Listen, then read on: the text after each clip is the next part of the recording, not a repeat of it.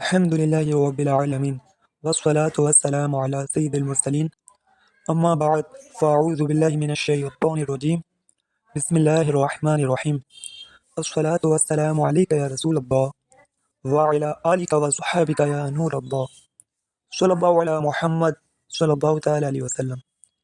آج ہم انشاءاللہ تبارک و تعالی تصوف کے موضوع پر امام غزالی علیہ رحمۃ اللہ تعالی علیہ کی کتاب مکاشفۃ القلوب باب نمبر 2 خوف الہی سے حاصل ہونے والی وہ واقعات جو ہماری زندگی کے لیے ایک اہم واقعہ ہیں پڑھنے اور سننے کی سعادت حاصل کریں گے۔ حضرت ابو لیث رحمۃ اللہ تعالی علیہ کہتے ہیں کہ 7ویں آسمان پر اللہ کے ایسے فرشتے ہیں کہ انہیں اللہ تعالیٰ نے جب سے پیدا کیا ہے برابر سجدے میں ہیں اور اللہ تعالیٰ کے عذاب سے انتہائی خوف زدہ ہیں۔ قیامت کے دن جب وہ سر سجدے سے اٹھائیں گے تو کہیں گے سبحانک ما عبدناک حق عبادتک، اے اللہ تو پاک ہے، ہم تیری ویسی عبادت نہ کر سکے جیسی عبادت ہمیں کرنی چاہیے، یعنی اے اللہ ہم تیری ٹھیک عبادت نہیں کر سکے۔ رسول اکرم صلی اللہ تعالی علیہ وسلم ارشاد فرماتے ہیں، ترجمہ کنز ایمان، اپنے اوپر اپنے رب عز و جل کا خوف کرتے ہیں اور وہی کرتے ہیں جو انہیں حکم دیا۔ اور آگے ارشاد فرمایا، جب کوئی بندہ خوف الہی سے کانپتا ہے تو اس کے گناہ اس کے بدن سے ایسے جھڑ جاتے ہیں جیسے درخت کو ہلانے سے اس کے پتے جھڑ جاتے ہیں۔ اب جو واقعہ ہے، دلچسپ واقعہ، اس کی اور چلتے ہیں۔ ایک نوجوان ایک عورت کی محبت میں مبتلا ہو گیا۔ وہ عورت کسی قافلے کے ساتھ باہر کے سفر پر روانہ ہو گئی۔ جوان جب معلوم ہوا تو وہ بھی قافلے کے ساتھ چل پڑا۔ جب قافلہ جنگل میں پہنچا تو رات ہو گئی۔ رات کو انہوں نے وہیں پڑاؤ کیا۔ جب سب لوگ سو گئے تو وہ نوجوان چپکے سے اس عورت کے پاس پہنچا اور کہنے لگا، میں تجھ سے بے انتہا محبت کرتا ہوں اور اسی لیے میں قافلے کے ساتھ آ رہا ہوں۔ عورت بولی، جا کر دیکھیے کوئی جاگ تو نہیں رہا۔ جوان نے فرتے مسرت یعنی خوشی کا اظہار کرتے ہوئے سارے قافلے کا چکر لگایا اور واپس آ کر کہنے لگا کہ سب لوگ غافل پڑے سو رہے ہیں۔ عورت نے پوچھا، اللہ تعالیٰ کے بارے میں تیرا کیا خیال ہے؟ کیا وہ بھی سو رہا ہے؟ جوان بولا، اللہ تو نہ کبھی سوتا ہے اور نہ ہی اسے کبھی اونگ آتی ہے۔ تب عورت بولی، لوگ سو گئے تو کیا ہوا؟ اللہ تو جاگ رہا ہے، ہمیں دیکھ رہا ہے، اسے ڈرنا ہم پر فرض ہے۔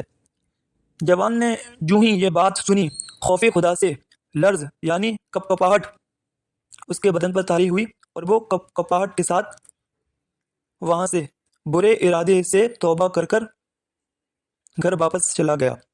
یعنی جوان نے جو ہی یہ بات سنی، خوف خدا سے لرز گیا اور برے ارادے سے تائب ہو کر گھر واپس چلا گیا۔ کہتے ہیں کہ جب وہ نوجوان مرا تو کسی نے اسے خواب میں دیکھا اور پوچھا، سناؤ کیا گزری، یعنی تمہارے ساتھ کیا معاملہ ہوا؟ جوان نے جواب دیا، میں نے اللہ تعالیٰ کے خوف سے ایک گناہ کو چھوڑا۔ میں نے اللہ تبارک و تعالیٰ کے خوف سے ایک گناہ کو چھوڑا تھا، اللہ تعالیٰ نے اسی سبب سے میرے تمام گناہ بخش دیے۔ ماشاء اللہ۔ تو یہ وہ دلچسپ واقعات ہیں جو مکاشفۃ القلوب میں امام غزالی رحمۃ اللہ تعالی علیہ نے لکھے ہیں، اور دیکھا کہ جو نیک عورت ہوتی ہے اور جو علم والی بھی ہوتی ہے وہ کیسے کسی ایک گناہ گار شخص کو توبہ کرا دیتی ہے۔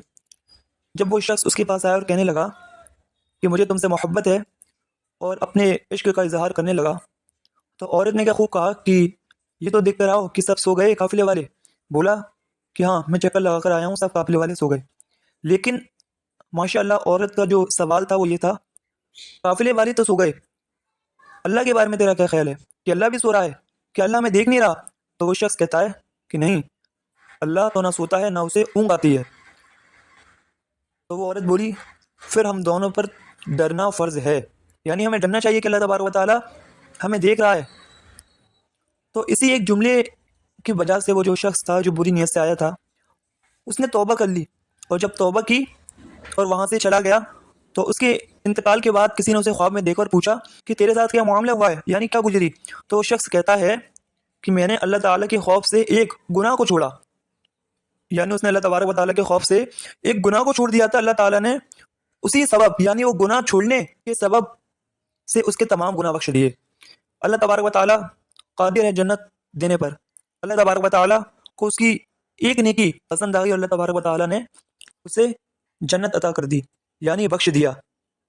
الحمدللہ عز و جل ہم بھی علم دین حاصل کریں اور گناہوں سے بچیں تو انشاءاللہ تبارک و تعالیٰ اور اپنے عقائد اہل سنت پہ قائم رہیں تو انشاءاللہ تبارک و تعالیٰ ہمیں بھی اللہ تبارک و تعالیٰ جنت میں داخل کرے گا۔ بہرحال یہ وہ واقعہ ہے جو ایک عبرت رکھتا ہے کہ ہمیں کس طریقے سے اللہ تبارک و تعالیٰ کا خوف اپنے دل میں رکھنا چاہیے کہ اللہ تبارک و تعالیٰ ہمیں دیکھ رہا ہے۔ جب کوئی شخص کسی ایسی جگہ جاتا ہے کہ جہاں کیمرہ وغیرہ ہوتا ہے تو وہ ڈرتا ہے کہ کہیں میں چوری کروں تو اس کیمرے میں نہ آ جاؤں، کہیں میں گالی دوں تو اس کیمرے میں نہ آ جاؤں، کہیں میں کسی کو ماروں تو اس کیمرے میں نہ آ جاؤں۔ لیکن افسوس کہ وہ جو کیمرہ ہے وہ صرف اسی جگہ تک سیمت ہے، لیکن اللہ تبارک و تعالیٰ تو اس کے ہر اعمال کو دیکھ رہا ہے، وہ جو کھا رہا ہے، بیٹھ رہا ہے، اٹھ رہا ہے، چوری کر رہا ہے، گالی دے رہا ہے۔ لیکن افسوس کہ وہ شخص جو کیمرے سے ڈرتا ہے لیکن اللہ تبارک و تعالیٰ سے نہیں ڈرتا۔ اللہ تعالیٰ ایک جگہ ارشاد فرماتا ہے قرآن مجید میں